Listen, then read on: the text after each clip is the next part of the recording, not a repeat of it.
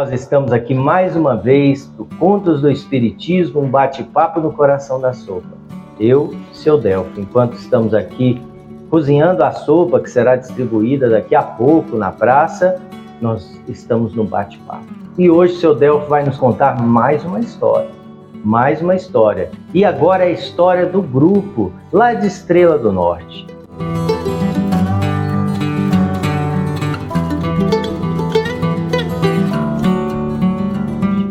Como é que foi essa história, seu Delfim? Como é que foi esse grupo desde o início? O senhor morou lá? Como é que foi? Estrela do Norte foi justamente o que eu estava falando quando eu saí do sul de Goiás ainda menino e fui para essa região, Estrela do Norte.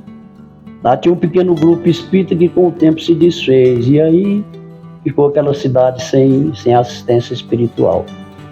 E com o decorrer do tempo eu mudei de Estrela, mas certa época eu comecei a ter um assédio espiritual que era necessário um trabalho naquela região.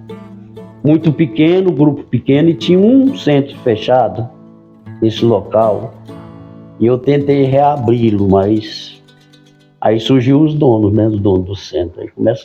Já existia isso, seu Delfim? Sim, com toda certeza. Eu pensei que isso era coisa... Aí organizamos, estava lá essa vozinha, era uma vidente, que quando meu pai saiu de Estrela do Norte e foi para o norte de Goiás, lá na divisa com o Pará, ele falou com a vozinha: olha, cuida do meu filho. Ela era uma vidente, analfabeta de letra, mas com uma vidência, um poder de cura, mediunidade valorosa demais.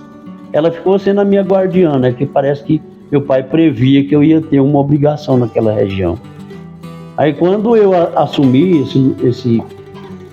essa ordem espiritual, que os espíritos começou no assédio a mim, a minha ex-esposa, que inclusive era vidente, eu falei: olha, a situação é procurar um centro espírita, que até então, eu com todo o conhecimento que tinha do espiritismo, eu não tinha abraçado essa causa ainda, e foi nessa época que eu comecei esse trabalho. O que aconteceu? Quando a gente foi reabrir esse centro, aí começou a surgir os donos, né? Isso aqui não pode ser assim, não pode ser assim, não pode ser desse jeito, e você não tem conhecimento. E eu estava, o único conhecimento que eu tive, eu estava com o Evangelho e o Livro dos Médiuns, e a minha esposa e a vozinha. Então a vozinha, com a evidência dela, falou: meu filho, aqui nesse local que você está tentando, aqui não vai prosperar. A sua obrigação que você tem a fazer, você não vai conseguir. Aí eu fiquei naquela dúvida: o que fazer? Tinha um lote vago de um cunhado meu. Eu falei: o que eu vou fazer aqui que tem aqui? Falei com ele. E a esposa dele, minha cunhada, também estava com a mediunidade ali, precisando de trabalho. Todo mundo estava sendo assediado pelos espíritos. Que eu fiz? Falei para ele: me cede esse lote, vamos fazer um barraco de capim-sapê. Fiz um barraco de capim-sapê. O Centro Espírita Luz da Verdade começou assim, seu Fiz um barraquinho de capim-sapê, e um senhor, Francisco, que era um benzedor, que usava um raminho, né? Mas tinha uma mediunidade maravilhosa, me ofereceu para ajudar. Não, vou te arranjar umas tábuas, vamos fazer uns bancos. Fiz uns 4 bancos, mais ele, uma cadeira para mim, uma para a vozinha, que era vidente, e por sinal já estava bem idosa, mas uma mediunidade muito boa, que trabalhou pela região de Iporá, tinha uma mediunidade de cura, e nós abraçamos essa causa. Aí começou a reunir, aí chegou, depois a gente construiu um barraquinho de tijolo, nem chegamos a rebocar, porque esse trabalho durou apenas uns 12 anos. E eu comecei... 12 anos, senhor? Uns 12 anos. É uma história, um caminho. Aí durante esse tempo, o que acontecia? Era uma luta, porque eu trabalhava com olaria e eu não tinha um substituto. Até que surgiu um rapaz para me ajudar, mas eu era capaz de sair do meu olaria de noite numa bicicleta, ir no grupo, dirigir os trabalhos e ainda voltar para a olaria. Como é que chamava o grupo? Era União Espírita São Jorge. Não chegou a ser registrado, porque eu trabalhava sobre a égide de outra cidade, Santa Teresa, e me dava cobertura de registro. Goiás? 18 quilômetros de mim. Eles me deu cobertura esse tempo todo que aconteceu esse trabalho. E eu sentia tanto espírito, por isso que a gente quase falava assim: não tem um médium para trabalhar. Era legião de espírito, dia da evangelização, e tinha um dia específico para para evangelizar. Aí eu pensava, o que é que os espíritos querem que eu evangelize? Se nós somos uns 6 ou 9 aqui, todo dia estamos por aqui, mas o dia de quinta-feira ficou recluso, porque ninguém queria ir ali. Mas eu tinha que ir lá fazer minha evangelização. Mas o que é a espiritualidade? Dia de quinta-feira eram os espíritos que me lembravam, hoje é quinta-feira. Eu estava ali no trabalho da minha olaria, preparando a argila para a telha. Quando dava ali um horário de 2 horas, 3 horas, eu já começava a ver sentir, não é ver como eu estou vendo, sentir aquela porção de irmãozinhos chegando para perto, né? Quantas vezes eu não me senti com um político num palanque rodeado de admiradores.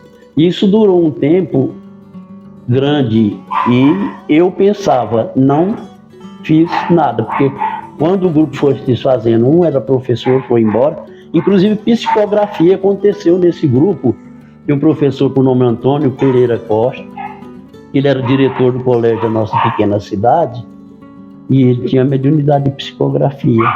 Quando ele chegou lá, ele foi de Goianésia para lá, para organizar o nosso colégio da pequena cidade. Ele, procurando um grupo espírita, nos encontrou lá no nosso cantinho, se identificou, eu sou médium, eu sou psicógrafo, venho de Goianésia. Aí começou a escrever maravilhas dentro daquele grupinho de meia dúzia de pessoas, inclusive muitas histórias do final dos tempos que está acontecendo. O espírito com o nome Osório Monini se identificava com esse nome, deixou umas escritas boas. Não sei se o professor chegou a transformar isso em livro, porque depois ele foi retransferido, rebanhado novamente para Goianésia, mas ali aconteceu várias coisas maravilhosas, muitas escritas, muitas psicografia de meio-meio, a simplicidade do nosso local. Mas quando alguém foi indo embora, ficou eu, a vozinha e um velhinho meio surdo. Nós passamos a fazer o culto do Evangelho no lar, porque já não tinha mais condição. Aí um dia eu fui o professor que tinha rebanhado novamente para a cidade de Goianésia. Eu falei, eu vou lá visitar o professor Antônio. Eu vim para Goianésia, ele falou, e aí, irmão? Ele tinha uma fala muito, não. Tá triste? Falei, estou decepcionado, acho que nada valeu a pena aqueles 12 anos de trabalho. Aí a gente é convidado para ir num centro onde tinha uma manifestação de um preto velho através de um advogado com o nome de Flora Duarte. Eles lá tinham um trabalho de desenvolvimento dos chakras, tinha um trabalho muito bonito, e o preto velho incorporou no advogado e falou, moleque, eu quero falar com você. Você está muito triste. Moleque era quem? Era eu. O senhor que era moleque, seu Deus? É que o preto velho tem esse hábito de chamar a gente de moleque. Quero falar com você, moleque. Falei, preto velho vai puxar minha orelha. Aí na hora ele falou, mas você vai ser o último. Aí ele sentado no toquinho lá, me perguntou, por que está triste? Não cumpriu sua missão? Falei, acho que não. Falou, tudo missão cumprida, trabalho terminado. Agora tem obrigações em outras regiões. Vá procurar o seu canto, que aquilo lá já fez o que tinha que fazer, está feito. Aí ele foi e falou, você está triste, vamos deixar todos os dias. Sábado, quarta-feira, o dia de estudo de médio que você fazia, e vamos falar do dia de quinta-feira de evangelização. Só daquele dia, vamos falar só daquele dia.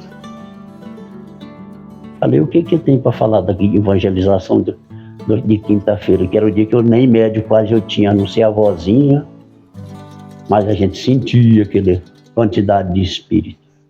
É algo que eu já contei às vezes para um presidente da casa, que é o Rodarte, aqui na Alta de Souza, que ele fez questão de espalhar essa história para alguns irmãos descrentes que acham que está sozinho. Aí o que o preto velho falou para mim, o preto velho vai falar para você falar quantos espíritos você evangelizou. E espírito que foi para a escola, que está lá estudando através daquele seu trabalho de quinta-feira. Mas preto velho vai falar para você falar muito espírito, não fala pouco não. Pediu para o senhor falar muito espírito. A quantidade de espírito que eu teria evangelizado lá no grupinho. No grupinho que tinha ido para as escolas. Interessante, né? Aí eu calculei que 1000 espíritos seria uma boa quantidade, né? Aí o senhor falou para ele? Falei, 1000 espíritos, pai Matia, o preto velho. O preto velho deu uma risada grande, né? Disse, ei, diabo, falou demais, hein? Aí eu fiquei com vergonha. Fiquei com vergonha porque eu falei demais, né?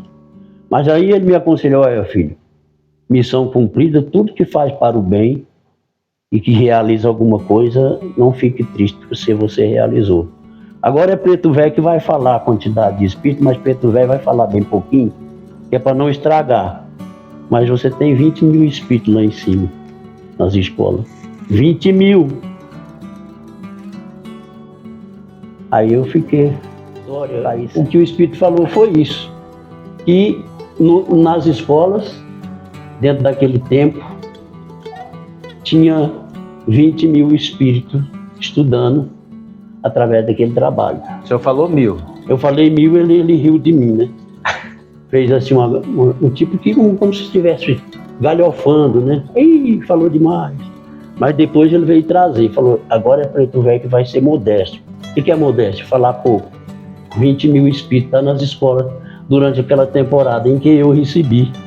E com poucos médios. Quando eu contei essa história para o nosso presidente Rodar, ele chamou algum dos diretores da casa, como o Eduardo e outro, falou, vem ouvir essa história.